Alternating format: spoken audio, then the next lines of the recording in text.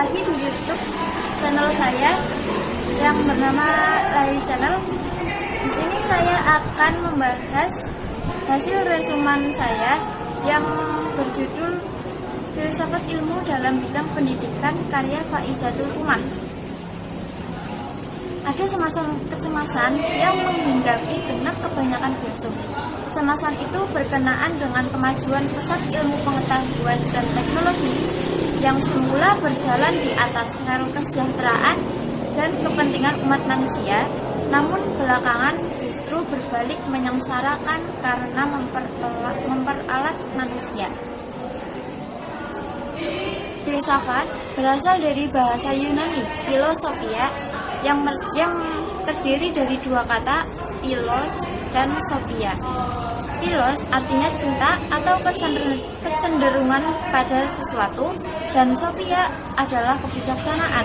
Jadi antara philosophia itu merupakan kecenderungan pada kebijaksanaan. Ilmu berasal dari bahasa Arab, yang artinya mengetahui. Sedangkan menurut istilah, ilmu berarti mengetahui secara hakiki. Dalam bahasa Inggris disebut science.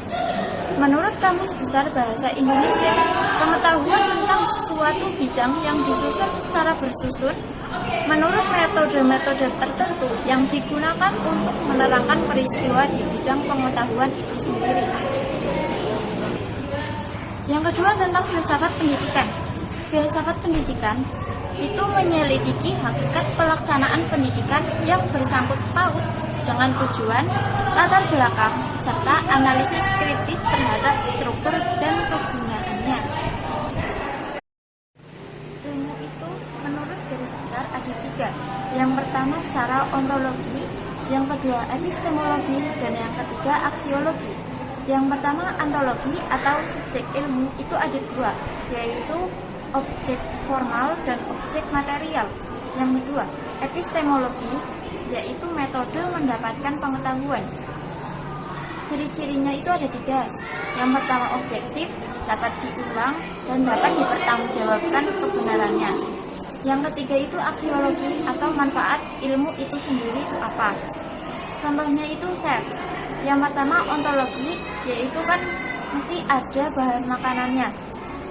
Bisa juga kalau dipandang dari sudut pandang yang lain, itu bisa, contohnya gandum.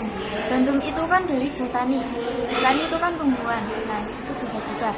Terus yang kedua epistemologi, artinya dalam melakukan suatu kegiatan pasti ada yang namanya metode eksperimen. Nah itu yang menjadi epistemologinya. Yang ketiga itu aksiologi, apa manfaat ilmu tersebut, nah itu apa dampaknya. Nah kalau chef itu kan masak, terus artinya dapat mengenyangkan dan dapat menumbuhkan rasa nikmat. Selanjutnya cabang-cabang filsafat. Yang pertama ada filsafat hukum, filsafat sejarah, filsafat seni, filsafat moral, filsafat sosial, filsafat olahraga, filsafat religi, filsafat logika, filsafat ilmu, dan filsafat pendidikan.